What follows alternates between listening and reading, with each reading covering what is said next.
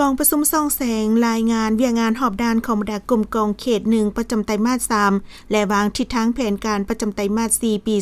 2025ได้จัดขึ้นในวันที่6เดือนตุลานี้อยู่กองพัน22โดยการเป็นประธานของสหายพันเอกสิทธิประเสริฐนวลมณีวงศ์หัวหน้าการทหารกองบัญชาการทหารแขวงจัปสักมีคณะพักคณะบัญชาองค์การ5ห้องและคณะพักคณะบัญชาบรรดากรมกองเขต1เข้าร่วม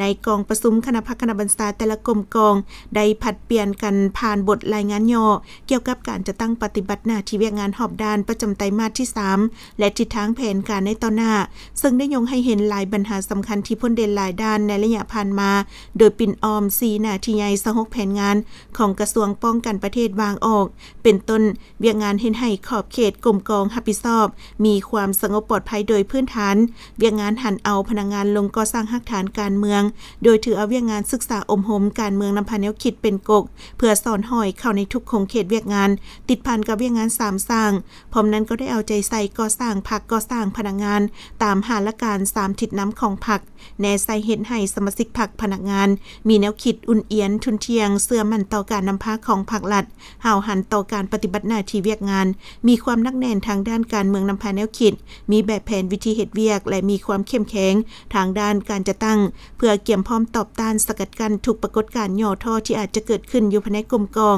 และขอบเขตกรมกองรับผิดชอบให้มีความสงบปลอดภัยโดยพื้นฐานโอกาสนี้สหายพันเอกสิทธิประเสริฐนวลมณีวงศ์ได้แสดงความย่องยอสมเสยต่อการจะตั้งปฏิบัติหน้าที่เวียกงานของแต่ละกรมกองระยะผ่านมาพร้อมทั้งเฮียงห้องให้แต่ละกรมกองสืบต่อปฏิบัติหน้าที่การเมืองของตนให้สูงเอาใจใส่เวียกงานการเกี่ยมพร้อมสู่หบติดพันกับเวียกงานศึกษาอมโหมการเมืองแนวคิดให้พนักงานนักหบมีคุณธาตุการเมืองนักแน่นเข้มแข็งสืบต่อก่อสร้างหน่วยพรรคให้มีความปลอดภัยเข้มแข็งนักแน่นมีความสามัคคีเป็นเอกภาพปฏิบัติหลักการรวมศูนย์ประชาธิปไตยเฮ็ดเวียกเป็นหมู่คณะแบ่งบุคคลรับผิดชอบนอกนั้นก็ต้องเอาใจใส่ยู่แหงกระบวนการเพิ่มพูนผลิตผลโดยถือเอาเวียกงานปลูกฝังเลี้ยงสัตว์เพื่อแก้ไขชีวิตการเป็นอยู่ของพนักงานนักรบในกรมกองให้นำมือดีขึ้นเทอละก้าว